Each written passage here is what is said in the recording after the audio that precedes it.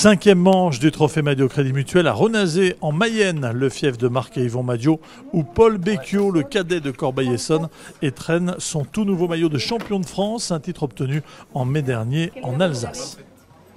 Paul, avec ce beau maillot bleu-blanc-rouge, maintenant, la pression forcément sur les épaules au départ de l'épreuve?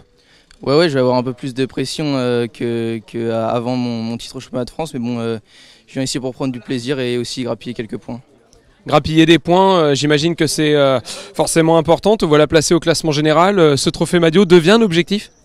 Ouais, surtout que les points sont pris sur les 5 meilleures manches maintenant, donc j'espère faire des bonnes manches pour intégrer la meilleure place possible au général.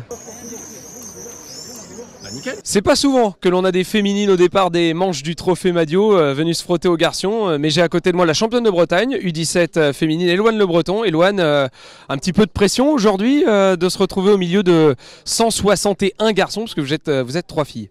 Ouais, c'est sûr, 60 garçons au départ, ça fait beaucoup, et être 3 filles là-dedans, on se perd un peu, mais ça apprend à frotter pour les courses à venir. Est-ce qu'il y a une petite pression avant le départ de cette manche de Renazé? Oh, pression non, après s'il y en a c'est de la bonne pression, voilà, je suis content déjà d'être leader, puis on va tout faire pour défendre la place. Alors défendre la place, ça veut dire forcément aller chercher des gros points, donc une course de mouvement, on passe à l'attaque aujourd'hui?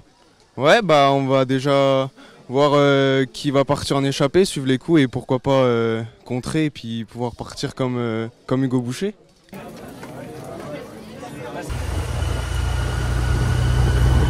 Voilà, on est avec Manolo Fernandez, champion de la région Pays de la Loire. Manolo, forcément là on est dans votre région Pays de la Loire sur la manche du jour ici à Renazé. Ça rajoute un peu de pression d'être champion régional et de courir dans sa région? Bah oui, forcément ça rajoute de la pression, puis je pense que je vais être marqué pas mal. Mais bon, ça va le faire.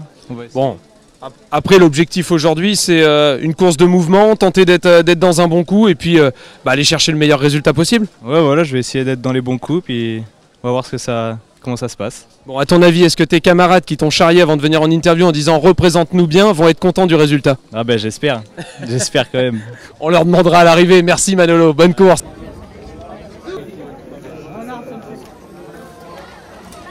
Autorise devant la ribalise les 3 féminines de l'épreuve.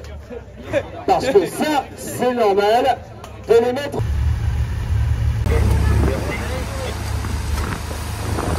Le départ est donné à la sortie de Renazé, une météo plutôt douce, accueille les 160 cadets présents pour cette course à l'occasion de cette 5e manche.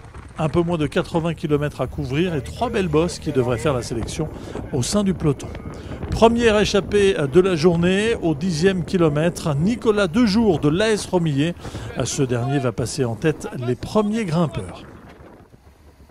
Derrière, la chasse s'organise. Tristan Sans-la-Ville, le très bon rouleur de Cours-la-Ville, est accompagné de Clément Chilot, le coureur ariégeois, licencié à Couserans. Les deux vont bien s'entendre et rejoindre finalement le premier échappé de cette course. Ils sont 3 désormais en tête, mais plus pour très longtemps, puisque 3 autres coureurs vont revenir de l'arrière. Quentin Ferré-Charles de l'AS Bonneville, vainqueur de la 4e manche à Châteaubriand, Clément Chavanel de l'AC Châtellerault et Jules Varin du VC Avranches. Ce groupe comptera au maximum une trentaine de secondes d'avance sur le peloton.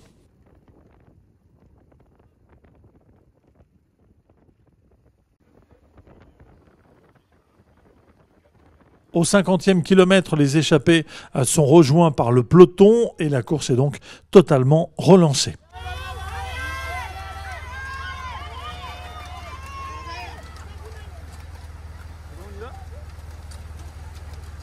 C'est bon. Nouvelle tentative d'échapper avec Simon de France de Nouvelle-Aquitaine, Lancelot Gaillan de l'EC en Bazac, très en vue sur le récent Tour du Cantal, et Marius Réto de Nantes-Doulon. Ces 3-là vont posséder une vingtaine de secondes d'avance avant d'être repris. Rebolote avec 3 autres coureurs qui tentent leur chance également. Aël Charpentier du Pays d'Ancenis, Paul Elion de l'UV Descartes et Jean Groussin du team Vallée du Cher. Eh bien, ces 3 garçons sont également repris quelques kilomètres à plus loin. Regroupement en tête donc avec une vingtaine de coureurs à une quinzaine de kilomètres de l'arrivée. Mais le peloton va recoller à l'entame du dernier tour. C'est le moment choisi par Antoine Marceau du CSC Youths pour s'échapper en force et prendre peu à peu ses distances, 5, 10 puis 30 secondes. À la surprise générale, le coureur lorrain préserve son avance et signe la première victoire de sa carrière. Alban Picard, Nathan Zamparuti complète le podium.